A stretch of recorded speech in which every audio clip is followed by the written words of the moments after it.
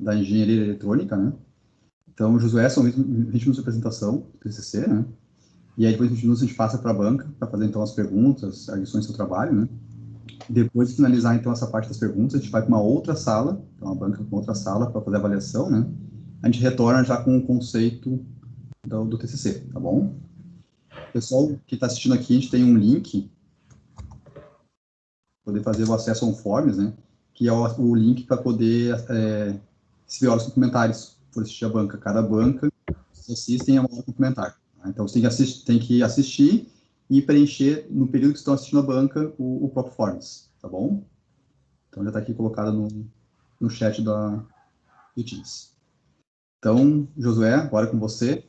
Tá. Bom, primeiramente, então, só queria agradecer ao Rodrigo e à Janaína por terem aceitado o convite para a banca, agradecer ao João pelo acompanhamento, pela orientação aí ao longo do semestre e a todos os amigos, colegas aí que estão me acompanhando aí no TCC. Então, começando aqui com a apresentação. Então, eu fiz um trabalho sobre a classificação de sinais eletromiográficos, utilizando redes neurais artificiais, análise discriminante linear e floresta aleatória. Fazendo aqui, então, uma introdução para a gente entender um pouco mais o cenário sobre amputações no Brasil, um dado do IBGE de 2010 traz que 470 mil pessoas sofriam de amputações no Brasil. E, em média, 20% dessas amputações são de membro superior. Além disso, tem um outro dado de 2014 que traz que só naquele ano, mais de 600 mil pessoas sofreram sequelas permanentes em acidentes de trânsito. Então, isso tudo traz que o cenário de pessoas com amputações é muito grande, e há uma tendência, infelizmente, de que esse número vá aumentando ao longo dos anos. Então, aqui com o objetivo do trabalho foi implementar uma rede neural artificial, uma análise discriminante linear e uma floresta aleatória fossem capazes de classificar esses sinais do SMG. E, além disso, então, comparar essas diferentes técnicas quanto às suas acurácias para encontrar qual delas traria os melhores resultados e seria mais promissora para a classificação e interpretação do SMG. Entendendo um pouquinho mais de como é que funciona aqui a musculatura do membro superior, né, existem alguns níveis de amputação, como está nessa primeira imagem aqui à esquerda. Começando com a transcarpal, que seria a perda de um ou mais dedos, a desarticulação do punho, que seria a perda completa aqui na altura do punho. Aqui o foco do trabalho, que é a transradial, ou seja, aqui o corte do rádio e da ulna, mas ainda deixando uma porção vestigial do antebraço, que é exatamente onde ocorre a captura dos movimentos. Aí, por fim, tem a desarticulação de cotovelo e de ombro, e a amputação transhumeral. Aqui na direita eu trouxe uma foto com a musculatura do membro superior, só com os músculos do antebraço, e dá para ver aqui que existem mais de 20 músculos, né? E isso é o resultado aí de milhões e milhões de anos de evolução do ser humano e, enfim, a acurácia e a destreza sempre foram muito importantes. E essa só visão posterior tem mais a visão anterior com outros 20 músculos. Então ele é um músculo muito complexo, com muitos detalhes, e é exatamente esse tipo de movimento que a prótese busca recuperar. Aqui, então, esse músculo, ele emite um sinal EMG, que é basicamente a tensão emitida pelo músculo.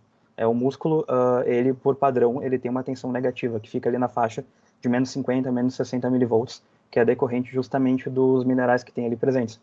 Quando ocorre a contração do músculo, tem uma despolarização, ou seja, inverte-se os polos desse músculo, ele contrai, então uma repolarização retorna ao interior da célula por uma carga negativa. Essa contração aí tem um tempo de mais ou menos 1 a 5 milissegundos. E como dá para ver aqui nessa imagem aqui embaixo, o músculo é formado por centenas, milhares de fibras. E essas centenas, milhares de fibras trabalhando em conjunto geram diversos desses potenciais aqui de polarização e despolarização. E o somatório deles é o sinal EMG que a gente lê, que é também aqui, como a gente pode ver, o sinal decorrente de uma eletromiografia. Dentro do sistema, então, eu desenvolvi 3 classificadores com inteligência artificial. O primeiro deles foi utilizando a rede neural artificial. A estrutura base dela busca mimetizar o comportamento de um próprio neurônio. Então, a estrutura de uma rede neural tem uma camada de entrada, onde neurônios capturam o sinal, e esses sinais vão para uma camada oculta, que pode ser uma, duas, enfim, a definir pelo usuário. Né? Dentro de cada uma dessas células, cada um desses neurônios, o comportamento ele é quase que mimético ao neurônio humano. Então, os dados entram, eles passam e recebem pesos diferentes até entrar em uma região de soma. Essa região de soma ela não é literalmente uma soma.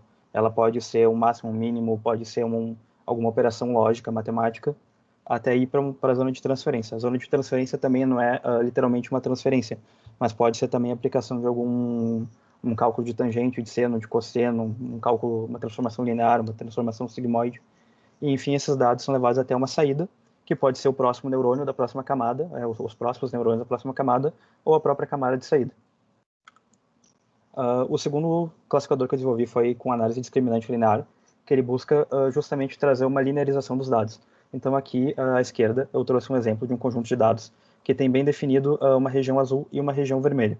Aqui à direita seria uma aplicação incorreta de linearização, que seria só a projeção desses dados sobre o eixo x1.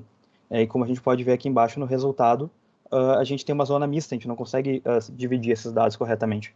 A aplicação correta do LDA, o que ele busca fazer é traçar uma reta que lineariza esses dados de maneira que eles conseguem ser segmentados. Então aqui a região LD1 resultante dessa aplicação, ela acaba trazendo exatamente a partir desse ponto aqui, uma região azul e uma região vermelha, então a gente consegue dividir os dados.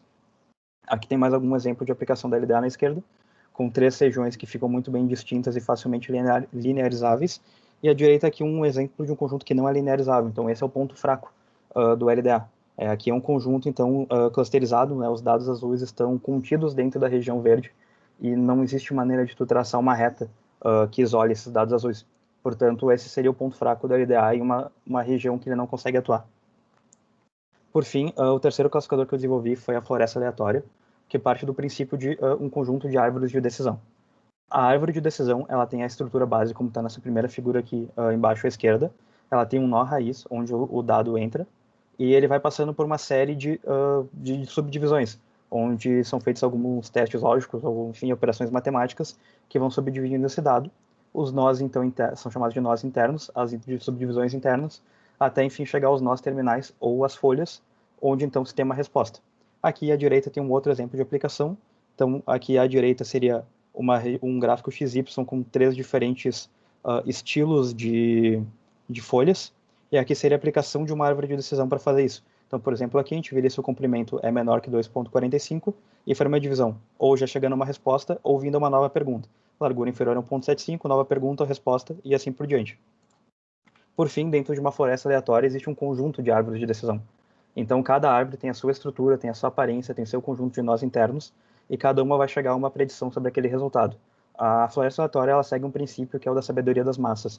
Então, a predição do sistema vai ser qual é a predição majoritária dentro de todas as árvores que forem construídas. Falando um pouquinho do estado da arte dentro das ferramentas aqui de hardware, eu trouxe aqui 3 fabricantes.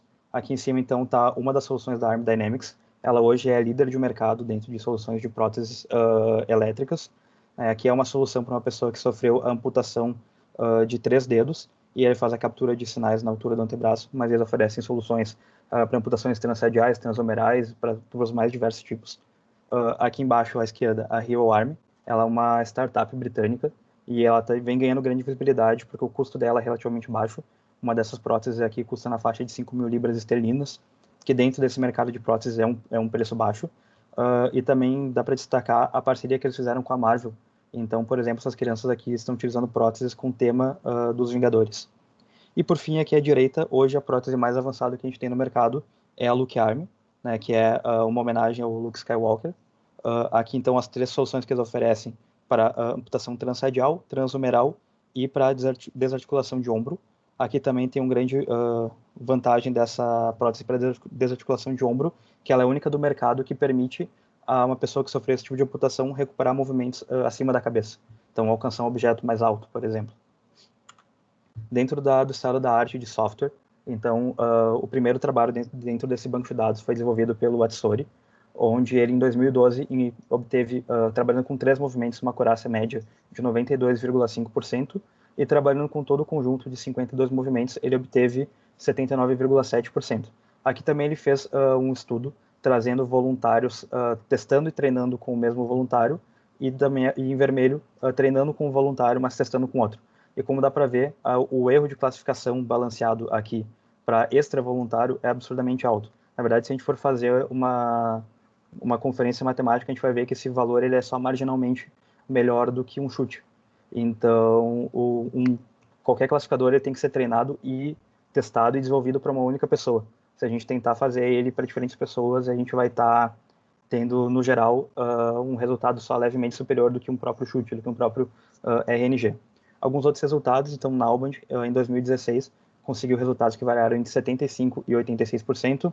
A Seves Fernandes, em 2019, teve uma acurácia que variou de 80% a 95%. E o Macintosh, em 2016, utilizando, então, 15 classes de movimento, obteve acurácias que variaram aí de 84% a 98%. Alguns estudos um pouco mais diferentes. O Ri, em 2018, ele desenvolveu um classificador que não utilizava features, que é então um novo conceito que ele quis trazer, onde não haveria então features nenhuma. O próprio classificador faria o trabalho de identificar quais seriam os pontos mais importantes e assim desenvolver a prótese. E aqui, e com isso, eu consegui uma acurácia média de 75,45%. Aqui à direita, então, eu trouxe outros 2 estudos do Atsori, que ele fez mais ou menos o princípio do que eu estou fazendo aqui, que é buscar trabalhar com diferentes classificadores, mas também trabalhar com diferentes variáveis e com diferentes intervalos de janelamento, porque assim ele conseguiria entender quais seriam features mais ou menos relevantes e até qual seria o intervalo de janelamento mais interessante. Além disso, como dá para ver, tem features que trabalham melhores com janelas pequenas e pioram o desempenho com janelas maiores e vice-versa. O banco de dados que eu utilizei é o NinePro. Ele é uma base de dados pública que traz diversos dados de sinais eletromiográficos. Ele traz dados de pessoas que foram amputadas, dados de pessoas que não foram amputadas. Mais recentemente, agora em 2020, eles também adicionaram o Megane Pro. Ele é uma base de dados bem mais completa. Ele traz, inclusive, um sensor que rastreia o glóbulo do olho. Então, ele consegue saber exatamente para onde a pessoa está olhando e utiliza também essa informação para classificação. Aqui à esquerda é uma demonstração do posicionamento dos sensores no antebraço, então, para captura dos movimentos. Aqui é um exemplo de um dos sensores utilizado no banco de dados para captura dos sinais EMG. Aqui um dos exemplos da luva que é utilizada no banco de dados para captura de movimentos da mão. E dentro desse banco de dados, então, eu optei por escolher o DB1, que é o primeiro dos bancos de dados que está lá contido. Ele contém os dados de 27 voluntários, todos não amputados, e trabalha com 52 movimentos. Movimentos esses que estão aqui na direita. Cada movimento ele é feito 10 vezes e a frequência de captura é de 100 Hz. O número de canais SMG é de 10 também. O DB1 ele utiliza sensores do tipo Ottobock, como são esse aqui à esquerda, e as características desse banco de dados, então, dos 27 voluntários, são 20 deles homens, 7 mulheres, 25 destros e 2 canhotos. Aqui também mostra como é a estrutura dos dados dentro do MATLAB, né? Então, aqui, por exemplo, o sinal de MG com os 10 canais. Esse sinal aqui, ele tem uma estrutura, como dá para ver nessa figura aqui, onde cada cor representa uma das 10 ondas, um dos 10 canais. Esse aqui seriam as 10 repetições do movimento de punho fechado. Aqui a gente também consegue ver uma característica que acaba se tornando um problema quando se classifica sinais MG, que é a mesma pessoa executando o mesmo movimento tem uma aparência, uma característica completamente diferente ao longo do tempo. Então, enquanto que na primeira repetição ela teve um pico aqui e um movimento muito mais curto, na nona repetição a gente consegue ver que ele fica bem mais espalhado. Inclusive, por exemplo, a onda do canal que ficou marcada de rosa, ela está um pouco distanciada do resto. Reforçando que, além de tudo, o sistema ele tem que ser treinado várias vezes, em vários momentos do dia, em várias situações, porque só assim, quanto melhor o classificador consegue entender o usuário, melhor ele vai conseguindo classificar ele ao longo do tempo. Aqui no meio, então, eu trouxe isolado, só uma repetição desse mesmo movimento de punho fechado. Como dá para ver, então, aqui os 10 diferentes canais de MG.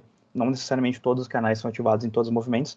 E aqui em vermelho e em verde são ondas de estímulo e repetição, que são justamente essas ondas aqui que ajudam na separação, na divisão dos dados, a entender onde a gente está.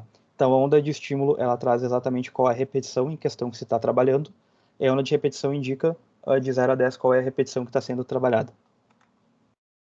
Toda a minha programação eu fiz em Python. Eu programei dentro do Google Colabs, que é uma ferramenta em nuvem da Google, que permitiu que eu trabalhasse com esses dados em nuvem, trabalhasse com várias abas ao mesmo tempo, sem utilizar o processamento do meu computador.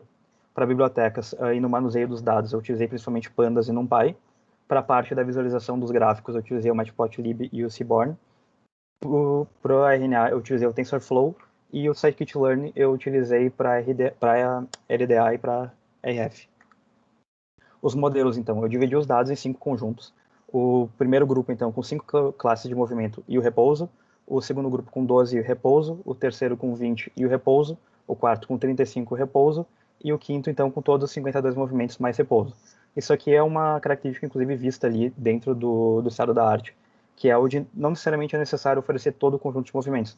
Primeiro, porque a gente teria uma perda muito grande na acurácia, mas segundo, porque também não seria tão interessante o usuário. Faz muito mais sentido tu oferecer talvez 5, 10 movimentos com uma alta acurácia, garantindo que o usuário vai ter o movimento que ele deseja e isso teria mais conforto para ele.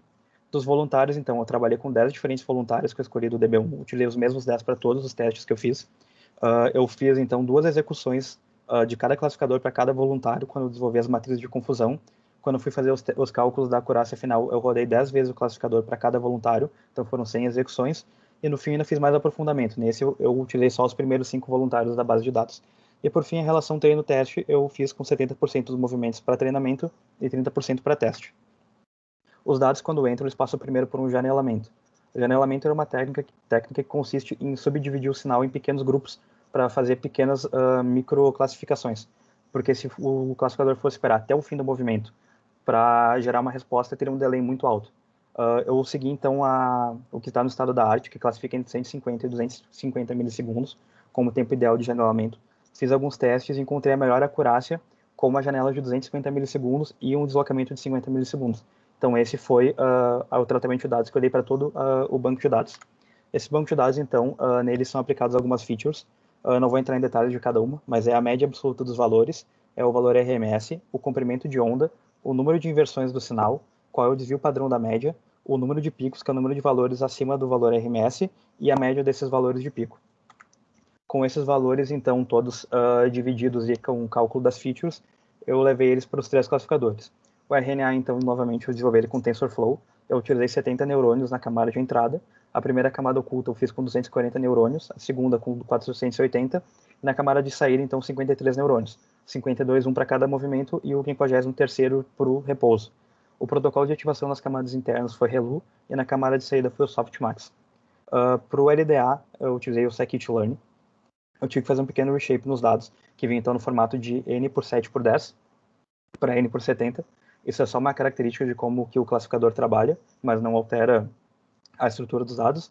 O solver do LDA eu defini como LSQR, o número de componentes 10 e o shrinkage eu defini como none, que é o padrão do sistema. RF, também utilizei o scikit-learn e utilizei o mesmo shape. O número de estimadores, que é o número de árvores, eu defini 500. O critério de ramificação eu defini como Gini. A profundidade máxima eu não deixei definido, eu deixei livre para o sistema desenvolver as próprias árvores, então deixei como none. E o estado aleatório eu defini em 70. Eu fiz vários outros testes, essa foi a configuração que eu achei com os melhores resultados. Para RNA, então, eu trouxe aqui os 2 extremos, trouxe o resultado com o grupo 1 de 5 movimentos e o grupo 5 com todos os 52 movimentos. E aqui no centro, então, os resultados. Para 5 movimentos, eu consegui uma acurácia média de 91,42% e para 52 movimentos, uma acurácia média de 82,59%. E aqui embaixo, então, eu estou trazendo o diagrama de caixas, mostrando tanto o resultado médio quanto quais foram os valores dentro de todo o espectro que eu obtive. Para LDA aqui novamente, então, as duas matrizes de confusão. Com 5 movimentos eu obtive uma acurácia média de 92,31% e para 52 movimentos uma acurácia média de 81,32%. Por fim, com a RF, então novamente as matrizes de confusão e diagramas de caixa, eu consegui uma acurácia média de 92,31% com 5 movimentos e para 52 movimentos de 81,32%. Trazendo aqui um comparativo completo entre todos os classificadores. Dá para ver aqui nessa tabela acima que o RF se mostrou com uma acurácia levemente superior para todos os conjuntos de movimento, além de que aqui nesse diagrama de caixas a gente consegue observar que não só a acurácia média da RF, que é essa primeira caixa azul clara, está um pouco mais alta do que todas, mas que ela teve resultados mais elevados no primeiro quartil e no terceiro quartil, mostrando então que de uma maneira geral a RF tem um comportamento um pouco melhor e mais estável, mais próximo à média. Se a gente olhar a LDA, por exemplo, aqui ela tem uma caixa muito maior, porque ela teve uma dispersão de dados muito grande. Aqui dentro do sistema eu encontrei usuários que foram muito facilmente classificáveis e que a acurácia média foi muito alta para todos os conjuntos de dados e alguns usuários que tinham dificuldade mesmo com o primeiro conjunto. Como a gente pode olhar aqui, por exemplo, mesmo com o conjunto de 5 movimentos, alguns usuários obtiveram 75% de acurácia, enquanto que para 52 movimentos, alguns usuários conseguiram quase 90%. Então, isso é uma característica tanto das pessoas quanto do próprio banco de dados. Algumas pessoas se movimentaram durante o repouso ou não ficaram tão quietas quanto deveriam, e isso trouxe algumas alterações, mas isso também é algo natural, nem todas as condições do dia a dia são ideais, Então é bom que tenham esses dados também para ver qual que é o classificador que consegue contornar elas melhor. Aqui, então, com o ARF, eu fiz algum aprofundamento dos estudos para ver como ele se comportava dentro de algumas outras características. Eu primeiro fiz um impacto na relação de treino-teste, variando, então, quantos movimentos eu dava para treino e para teste, e eu cheguei à conclusão de que quanto mais movimentos eu dava para treinamento, melhor era a acurácia. Reforçando, então, que quanto mais tempo e mais movimentos a gente dá para o classificador, para ele conhecer a pessoa, conhecer o voluntário, melhor ele vai conseguir classificar essa pessoa. E aqui, por fim, eu fiz um cálculo do impacto das features. Então, daquelas 7 features, eu fui reduzindo uma a uma para verificar como que se afetava a acurácia total, chegando a uma conclusão que até a terceira feature a gente tem pouca significância estatística, ou quase nenhuma, dentro da redução, e só com as 3 principais features é que eu obtive uma grande variação. Reforçando também que com talvez 3 features, dado o processamento que tem disponível, já teria uma boa classificação, mas claro, havendo um processamento disponível de hardware para aplicação, quanto mais features, melhor. Então, por fim, algumas considerações aqui. Consegui concluir que a RF obteve os melhores resultados dentro dos 3 classificadores. Eu acredito que os resultados, que os objetivos iniciais propostos, eles foram atingidos.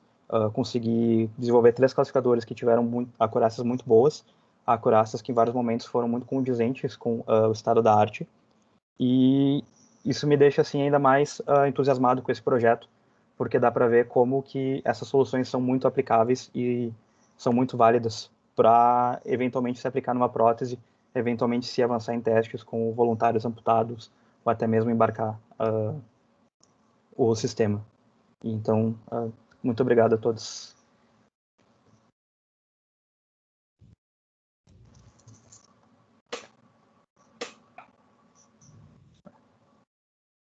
Obrigado, Josué, pela apresentação. Agora passamos para a banca. Eu vou deixar a Jana começar a ser cavaleiro. Por favor. Obrigada, então, mais uma vez, boa tarde a todos. João, muito obrigada pelo convite. Josué, muito obrigada pelo convite para a banca.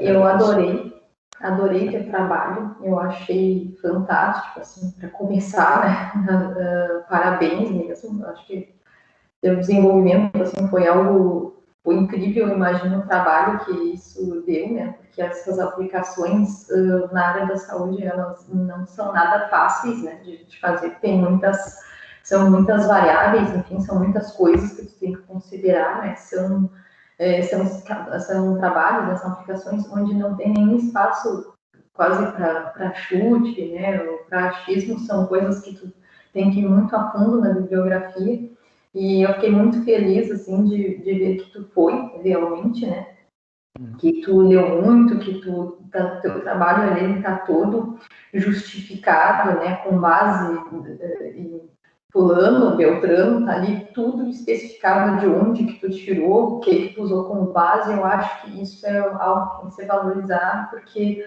realmente, né, não são todos os trabalhos que a gente vê, né, com toda essa dedicação, né, com todo esse aprofundamento. Então, eu acho que o tema, ele exige muito, né, o tema que tu escolheu, ele exige muito, e eu acredito, assim, que tu cumpriu muito bem, né, com todos esses requisitos, né, tu realmente foi a fundo. Então, o teu trabalho, assim, ó, tá muito, muito legal. Ainda, né, nessa questão, né, do tema, enfim, o estudo, né, de inteligência artificial, a gente sabe que os cursos têm disciplina, mas acredito que, por melhor que tenha sido a disciplina, com certeza, né, exigiu muito estudo, né, porque realmente, né, tu teve que dominar uma grande quantidade de ferramentas, né. A gente sabe que às vezes tem lá na internet, é fácil de usar, mas não é bem assim, né? Então são ferramentas que exigem, né, com certeza exigiram muitas horas, então eu achei muito legal mesmo, né? Tá? O teu trabalho, ele tem vários pontos fortes aqui, né? Eu vou começar pelos pontos fortes, tá? Então, além do que eu já falei, né, relevância do tema, etc., está excelente, né? Um tema muito bom mesmo. tua justificativa e os teus objetivos estão muito claros, muito bem escritos. Aquela visão geral que tu colocou lá no início da revisão bibliográfica está muito boa, aquilo deu uma, assim, a gente soube exatamente o que esperar do teu texto, né? Aquela visão geral, né? Aquela parte sobre a anatomia do braço e a descrição da eletromiografia também, né? Que é um tema que a gente não tem muita familiaridade, né? Então, nenhuma, na verdade, então é interessante, eu achei bem legal, ficou bem esclarecedor, né? Não me restou dúvida, né? Eu não tive que ir para a internet atrás de, que é algo que normalmente eu faço, né? Eu jogo, às vezes o conceito que ela não coloca não está muito claro para mim, eu vou lá e vou atrás, no teu trabalho eu não precisei fazer isso, e suas figuras excelentes, e aquela sessão ali, 3.3 do Brasil e uma análise social, eu achei que fechou muito bem, né? Acho que deixou muito claro a nossa realidade, a questão da dificuldade, né, de acesso, né, que as pessoas têm, né, a esse tipo de recurso, né, que é algo que não era para ser assim, mas enfim, a gente sabe que nem tudo funciona como deve. Acho que tu deixou muito claro ali, né, qual que é a realidade. Então, assim, tem muitos pontos fortes, né, no teu trabalho, tá realmente de parabéns, né, tu e o teu orientador, né, desde a escolha do tema, acho que todo esse desenvolvimento aí realmente não foi fácil. Eu acho que vocês, né, foram muito felizes, né, na escolha do tema, né, a questão da escrita, enfim, a revisão, né, tá ótimo, né, são poucos erros ali, quase nada, né, eu anotei algumas de erro, né, de coisa que realmente tem que ser alterada, acho que tem muito pouca coisa, né, que eu anotei aqui são algumas melhorias, né, que eu vou passar brevemente aqui para vocês, e o resto vai anotado no PDF, ok? Tá certo. Tá, então vou começar aqui com as melhorias, tá? São poucos casos, acho que uns 2 ou 3 casos que eu vi aqui, que algumas sessões tu fala nesse capítulo, alguma coisa assim. Daí eu só peço para alterar, porque para evitar, alguns casos tu fala subcapítulo, né? Mas né, tem casos que tá como capítulo mesmo. Daí só uma revisão, mas é pouca coisa, tá? Não é, se tu procurar por capítulo ali, tu consegue achar onde é que tá, não é, realmente é pouquinho. Em alguma coisinha eu anotei ali no próprio texto, tá? Quando o assunto muda muito entre duas sessões, também normalmente está bem fechado, está bem linkado, né? Mas eu coloquei ali em alguns casos, talvez seja mais interessante tu só colocar umas 2, 3 linhas ali só para fazer um fechamento. Olha, na sessão seguinte será descrito tal coisa, né? Aqui vimos isso. Né? Não é tudo, né? Não é sessão por sessão, tem um trabalho ali, um trabalho bem grande, né? Então não precisa sair fazendo coisa por coisa, mas quando tu notar que muda muito, e principalmente no fim de cada capítulo, é interessante. Em alguns casos, o capítulo seguinte, ele retoma, tu estabelece a relação entre o capítulo anterior e o seguinte lá no início, né? Mas em casos que não tem isso, aí eu acho que do 3 para o 4, por exemplo, é um caso ali que eu acho que é interessante colocar um breve fechamento, e só, olha, no capítulo seguinte a gente vai ver tal coisa. Mas pouca coisa, e também, assim, a critério de vocês, tá? O trabalho está realmente muito bom, não tiro o mérito, mas são coisas assim que coloquei para vocês avaliarem mesmo, né? Eu coloquei ali como melhorias, não correções, porque para corrigir, penso que tem pouca coisa. Tá?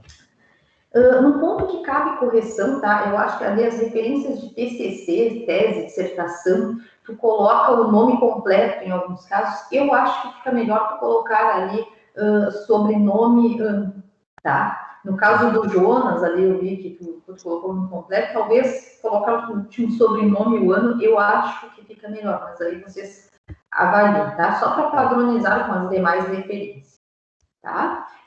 Itálico, algumas palavras em inglês ficaram de fora, eu tentei destacar ali no texto, que ficou, a maioria tu deixou em itálico realmente, tá ok, né?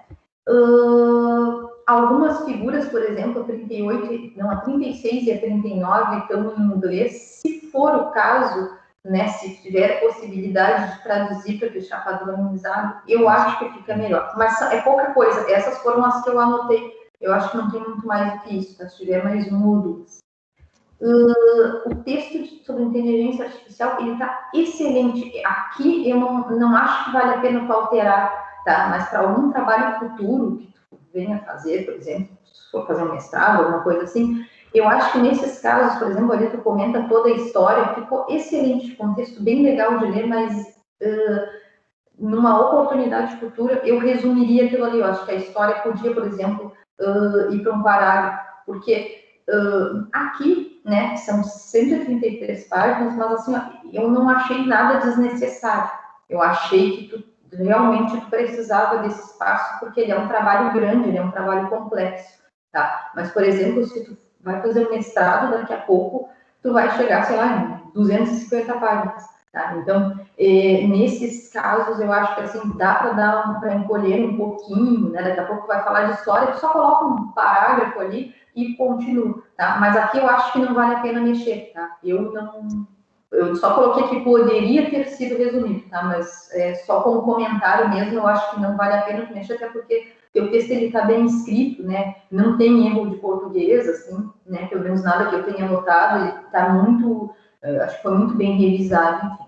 Por último, tá? Só para concluir aqui, eu acho que no início da tua conclusão, tu precisaria colocar mais um parágrafo só para relembrar os objetivos, tá? Porque foi bem direto ali, resultados, X, Y, Z, ótimo, tá bem tranquilo, acho que tá bem legal, mas eu colocaria só retomando, né? Só para dizer, olha, era isso que nós tínhamos, o nosso problema é esse, né? O nosso objetivo foi esse e foi resolvido de tal e tal forma, foi alcançado.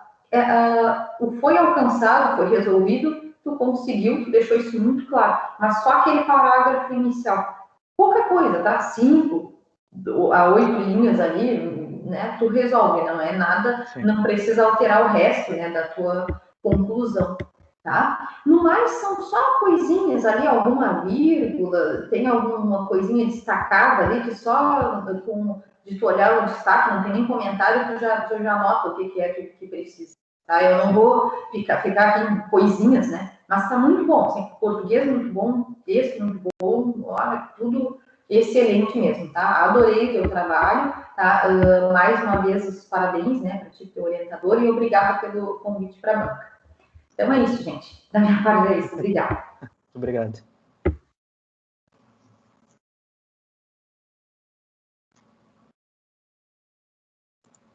Eu direto, João? Isso. Agora o professor Rodrigo. Beleza. Então, agradecer a ti, Josué e ao João pelo convite para a banca, né? Eu fiz de propósito, né? Eu deixei a Jana primeiro, né? Fingir que eu era cavaleiro. Tô brincando. Não, mas é que a Jana sempre faz um olhar bem sistêmico, assim. As revisões da Jana sobre qualquer coisa sempre são muito boas, né? Então, aí um elogio pra Jana também. Mas o trabalho tá excelente, cara. Muito bom mesmo. Mas aí quando o trabalho tá bom, a gente sempre acha alguma coisa para incomodar, né? Mas então, já te deixar tranquilo, assim. É um TCC. Né? É um TCC muito bom. Então, tudo que eu falar aqui não vai diminuir o teu TCC, mas vão ser dicas para o futuro, né? A Jana falou bastante ali de possibilidade de continuar estudando e tudo mais. Dentro ou fora do Brasil, não sabemos, né? Mas isso vale para qualquer lugar, tá? Então, eu vou começar falando na tua apresentação. A tua apresentação, se tu puder voltar uns 2 slides, eu acho. Não, acho que volta mais um pouco, então. Eu deveria ter marcado. Vai voltando que eu vou te dizer quando tu para, por favor, aos pouquinhos. Aí, esse aí. Olha, minha conta tá bem ruim. Né? Cara, assim, eu sei que eu sou daltônico, tá? Então tem aí, já bota um desconto. Mas da metade, sei lá, 33% da esquerda que eu enxergo fazendo um pouco de força. Daí do 1/3, do 2/3 pra direita do teu slide, cara, mas nem com reza braba. Eu tentei mexer na saturação aqui e tudo mais. Para mim foi bem difícil, tá? Eu não sei se para pessoas que enxergam normalmente isso não vai ser um problema. Eu sei que para eu, como daltônico, deu, assim, é um borrão, não tem como identificar nem se está escrito alguma coisa. Eu sei que tem uns pontinhos ali, provavelmente é um bullet de uma lista. Como eu li o teu TCC, ótimo, tá? Aí tu bota ali a organização de alguma coisa, né? Eu não consigo ler o resto, entende? Então, assim, cuida bastante, né, essa questão do contraste, porque tem pessoas de baixa visão, não é só o daltônico, né? Eu também tenho baixa visão, né, os óculos, mas tem pessoas de baixa visão que mesmo com óculos não vão conseguir enxergar, então esse é um cuidado, tá? Outro cuidado é um exemplo que eu queria te dizer, né? E eu marquei na minha cabeça e fiquei dois, não sei por que fiquei com 2 slides para trás. Enfim, mas isso é um pormenor, tá? Por isso que eu disse, o trabalho tá tão bom que eu posso me ater nisso, né? Sim. Sobre a questão do texto, tá? Eu não costumo medir um trabalho pelo número de páginas, mas eu fiz uma conta aqui rápida e tu tens de fundamentação teórica 34 páginas e de estado da arte 18. Nada contra. Tá tudo certo. O trabalho ele tem um equilíbrio. Na minha opinião, tem algumas coisas que tu não precisaria ir tão a fundo, mas é uma opinião, tá? Então aqui não é uma crítica, é uma opinião, tá? Tanto que eu concordo ali com a Jana quando ela diz que a tua parte de inteligência artificial tá muito boa, né? E é normalmente nessas horas, né, nessa escrever demais, que a gente comete gafes, né? A gente afirma uma coisa que não era bem aquilo que eu queria porque eu usei uma palavra errada. E isso te saiu bem, tá? Tu falou bastante, mas tu não cometeu nenhuma gafe. Bem preciso como foi a tua apresentação, né? No meu caso, um pouco prejudicado na questão visual, quando eu apontava, porque daí realmente né, minha tela não estava conseguindo ver, mas como eu li o texto, foi, né? Daí eu consegui ver bem, assim, a tua desenvoltura. Tem apontamentos de texto, né? Assim como a Jana fez ali, eu também estou com alguns apontamentos, eu não quero entrar em pormenores. Tem algumas coisas que são de estilo, do tipo, marquei, só para te comentar, marquei alguns parágrafos de uma frase, fiz algumas sugestões de tu incluir parágrafos, porque os parágrafos eles é uma ideia, né? Que tu começa aquela ideia e tu termina ela. E às vezes tu tem essa mesma ideia continuando no outro parágrafo. Então, se tu juntar, pro leitor ficar bom. Imagina quando tu tá lendo um livro, assim, um livro do estilo romance, seja terror, o que for. Tu tá lendo, tem a descrição do ambiente, né? Normalmente a descrição do ambiente é um parágrafo inteiro, quando tu tá fechando o contexto. Aí depois, quando chaveia pro personagem, descrevendo o personagem, porque é um outro contexto. Então, aqui falta, né, em alguns pontos, não é repetitivo, tem poucos pontos, tá, que tem isso, que falta essa junção. Eu fiz umas proposições aqui, e claro, né, verifica se faz sentido, aquilo era parte de um conjunto, ou realmente são dois, que eu não entendi como duas partes. Tem coisas que talvez, né, tu pudesse reduzir, enfim, mas isso eu nem coloquei, porque como o texto tá preciso, não tem por que a gente mexer nisso. Uma sugestão que eu te faço, tá? O teu resumo não, tua introdução achei muito boa. Eu só achei que faltou, depois ali de delimitações, tu colocar, fica de bom tom, assim, a estrutura do trabalho, né? Depois dessa introdução, vem isso, que vai tratar disso está dividido assim. Mas para quê? Não pensa na Janaína e em mim, que nós somos tua banca, a gente tem que ler todo o teu trabalho. Agora pensa que o teu trabalho fica para a posteridade e alguém que quer seguir o teu trabalho pode ser uma referência, porque já houveram outros trabalhos usando, fazendo aquisição de eletromiograma, fazendo processamento de eletromiograma, fazendo esse tipo de coisa, mas nenhum trabalhou com diversos métodos, né, RNA, LDA e Random Forest, para fazer, né, fazer essa comparação. Então, o teu trabalho acaba se tornando uma referência interna, tá? Claro, fora da universidade, em âmbito de artigo, sim. Mas na Unicinos, puxa, isso aqui é bom, por quê? Porque a gente já viu o modelo que deu certo. Então, eu posso seguir daquele modelo. Se eu quiser usar outras coisas agora, entende? Outras técnicas para avaliar e comparar com o teu trabalho. Puxa, então o que seria interessante? Né? Que quando o cara lê ali a tua introdução, ele vai ter estrutura e vai saber para onde ele tem que ir para procurar alguma coisa. Faz sentido que isso esteja lá na metodologia, mas nem sempre, às vezes fica lá na análise de resultados, né? Então é bom deixar isso mais ou menos claro ali, ajuda em tu ser citado, tá? Mas isso, de novo, né? Nada que diminua o teu trabalho de forma alguma.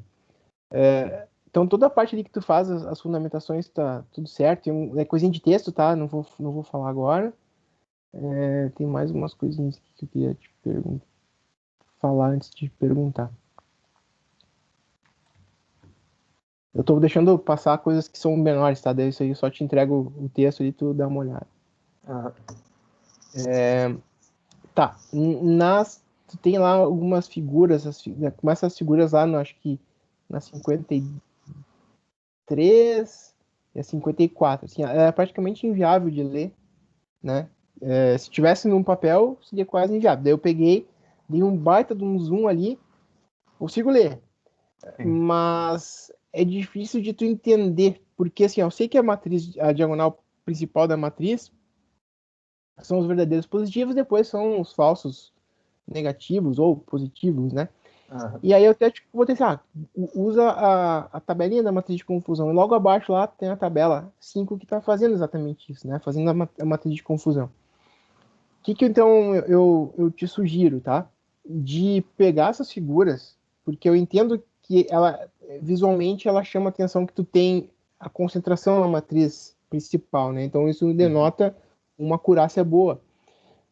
Mas seria legal, de repente, né, tu botar essas figuras em apêndice do teu trabalho, para não ficar lá no corpo do teu trabalho. Ele dá uma enxugada, né? Tu precisa explicar menos ali e tu te atém mais na explicação do teu texto mesmo, do que tu precisa explicar aí, né? Do teu feito, né? E aí tem uma questão agora, daí acabou não, tem só uma lá no final, né? Só repetir aquilo que a Janaina falou, né? Realmente é interessante na tua conclusão, né? Tu retomar, voltando a pensar no cara que tá lendo teu trabalho, não lendo na corrida, lendo por partes, né?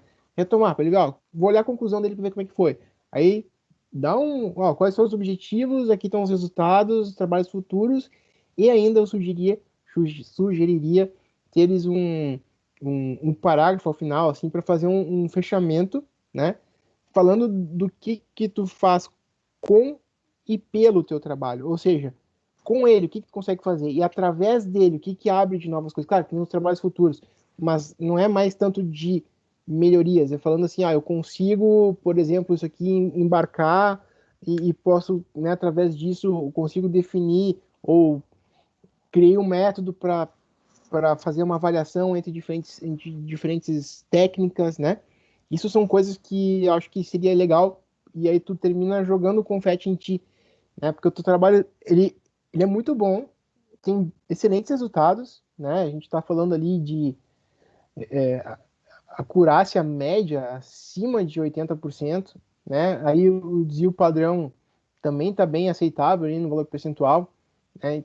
Então, tá muito bom, né? Então isso tem que não é só dizer os valores, porque talvez quem não conheça a área vai olhar assim, 82%, podia ser maior, entende? Ou olha ali, não, tá, né, de cinco movimentos tem lá 90, quase 92%, mas para 52 já cai para 82, então tá piorando. Não, cara. Na verdade, esse resultado de 82 é muito melhor do que aquele de 91. Por quê? Porque tu tem uma miríade de movimentos, fatores de confusão, e mesmo assim tu tá tendo uma boa acurácia, né? Então, isso eu gosto muito de usar assim, não deixa interpretação para o teu leitor.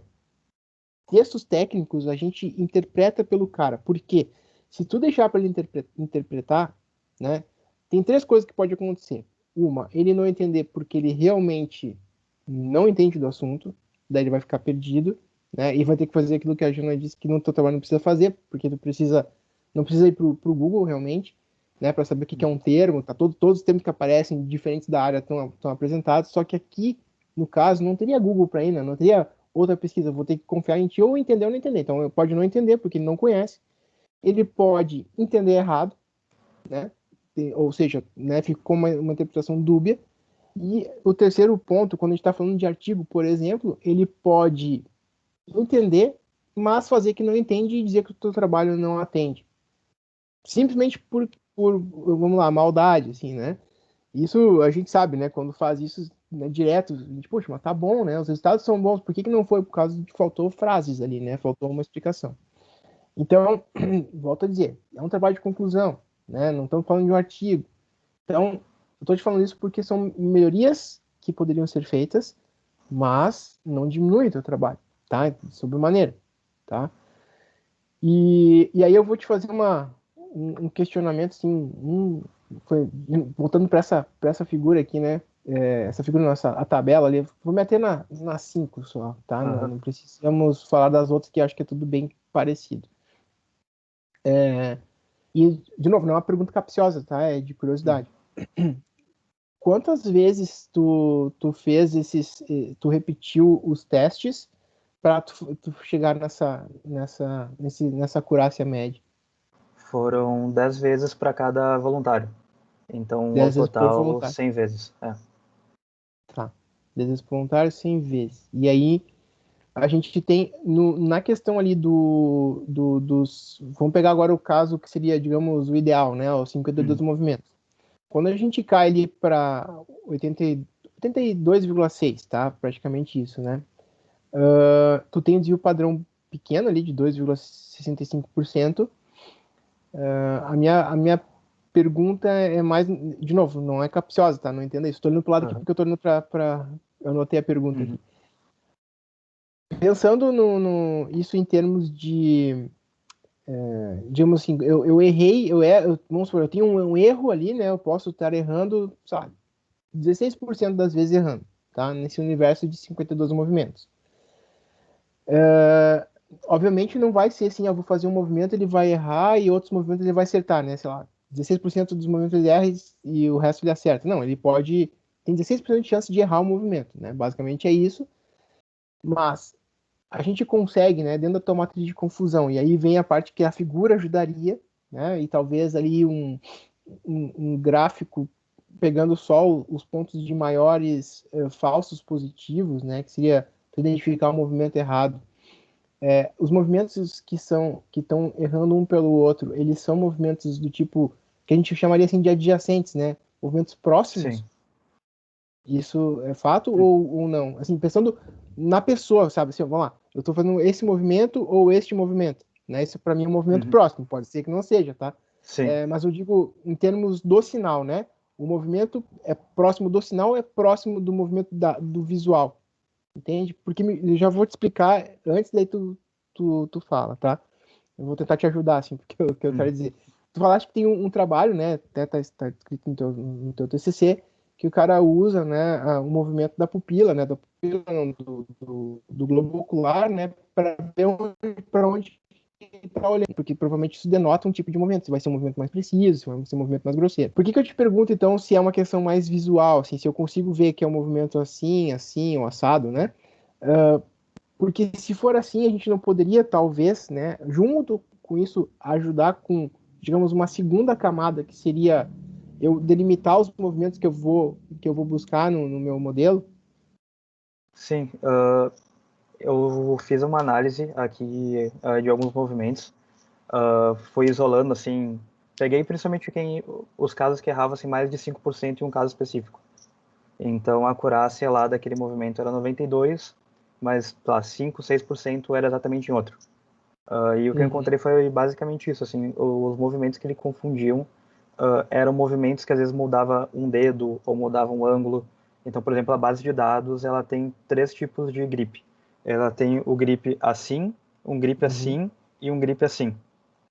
Esses 3 grips confundiu bastante. Tá. Ou às vezes esse movimento confundiu com esse movimento, que é só dobrar um dedo. Sim. Movimentos assim. Ou a pinça assim confundiu com a pinça assim, que fecha um pouco mais. Tá. Então, no geral, sim, foram confusões bem pontuais, que eventualmente seria uma análise bem interessante, na verdade. Fazer um filtro que a partir daquele conjunto de movimentos, mas levassem todos para um mesmo movimento. Acho que foi isso que tu Isso, sugeriu. exato. A minha sugestão seria tu agrupar, né, movimentos Isso, similares. Por quê? classifica. Né? Tô pensando lá no teu trabalho como um produto, tá? Ou tu viabilizando ele para estar num produto. Se tu tiver, vamos lá, desses 52 movimentos, a gente sei lá, reduzir ali para 20, que seja, tá? Cara, quem não tem nada, ter 20 movimentos é sensacional, né? Sim, Então, isso é isso que eu penso, sabe? Às vezes a gente fica muito. E eu não tô dizendo que tu fez isso, tá? Mas a gente fica muito atido, assim, a querer fazer o máximo, né? E aí a gente perde a oportunidade de mostrar o quanto o teu trabalho estaria melhor do que isso, entende? Então, assim, quando. Daí pode dizer assim, Rodrigo, tu tá dizendo isso, mas ali, ó, com 20 movimentos deu 85, um pouquinho melhor. Provavelmente ali também tem agrupamentos, né? Então, sim, pegar dos 52 e agrupar e conseguir um set de movimentos, por que eu tô te dizendo isso, tá? Porque eu acho que o teu trabalho tem potencial de ser levado adiante, né? Seja ele tu escrevendo, né, publicando ele, ou seja, tu seguindo por um estudo posterior. E eu acho que tu não precisa fazer nada do zero, entendeu? Tu pode sair, partir daqui, né? E aqui tu tem algo bem legal para fazer, sabe? Agrupar esses movimentos e como tu já tem todo o ambiente, tu já sabe qual que é a técnica mais indicada, tu vai direto para um resultado muito bom, né? Então, volto a dizer, né? A pergunta que eu te fiz é muito mais assim para te instigar, para ver se, né, se tu concorda, até porque quem conhece mais do trabalho é tu, né? E eu só tenho aqui que fazer o papel do advogado do diabo, assim, de perguntar as coisas para a gente entender o que se tá ou não tá dentro desse universo aí que tu pode trabalhar ou não, né? Ou seja, se é factível ou não sim. fazer isso. Mas uma vez que seja, José, eu acho que vale a pena. E eu sei que normalmente é assim, né? A gente chegou, né? Fechou o TCC, quero ir embora, né? Mas eu acho que vale a pena tu pensar aí, tu, João, né? E de dar seguimento, pelo menos nesse trabalho aqui, falta pouquinha coisa para vocês terem uma divulgação do que fizeram e pensar que isso vai ajudar muitas pessoas, né? Porque essas próteses são caras, né? E se a gente conseguir ter mais pessoas que possam ter uma qualidade de vida melhor com isso, vai ser bastante importante do ponto de vista é, social para essa pessoa. Ela vai poder ter mais interações, né? Sim. Bom, de minha parte é isso. Agradecer novamente e os parabéns, José. E eu fico por aqui. Muito obrigado. Obrigado, professora Janaína, professor Rodrigo. Então, agora a gente passa para a avaliação. Então, a gente vai se reunir agora numa outra sala. Aí retornamos daqui a pouquinho. Então, bom, pessoal?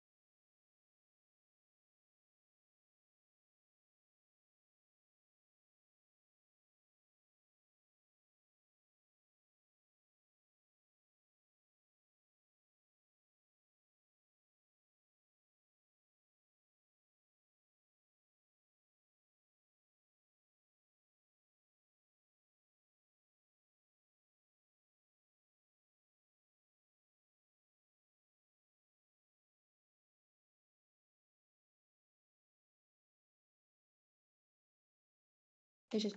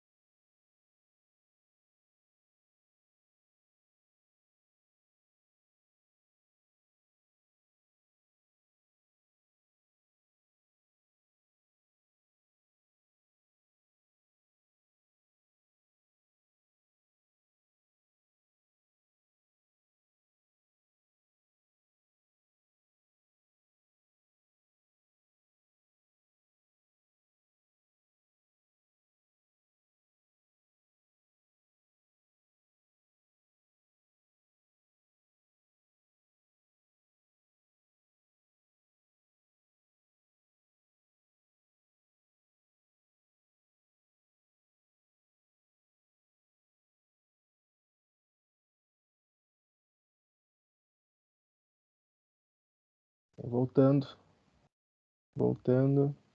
Opa, Esperar o João e a Jana. Aí. Chegando.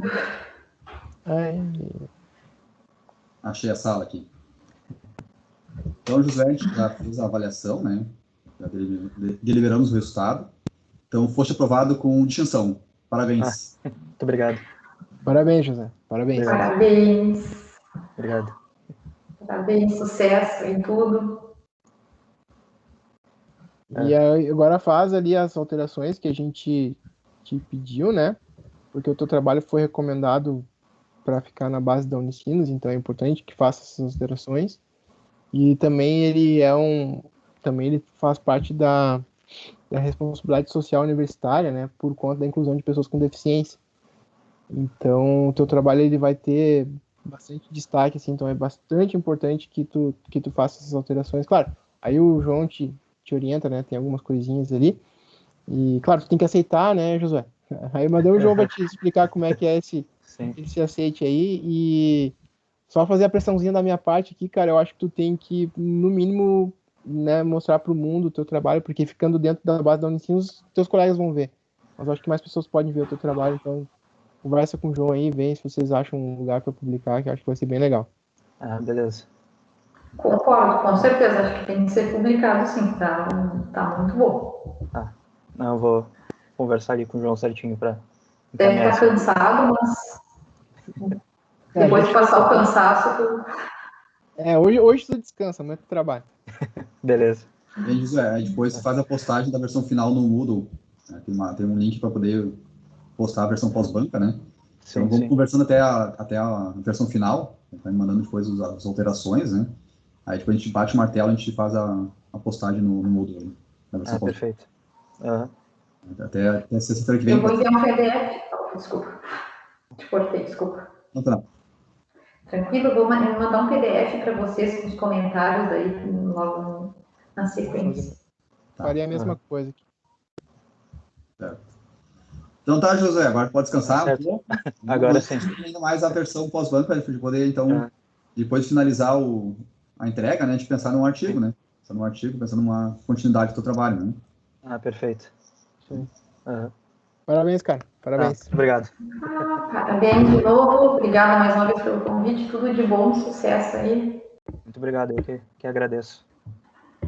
Então,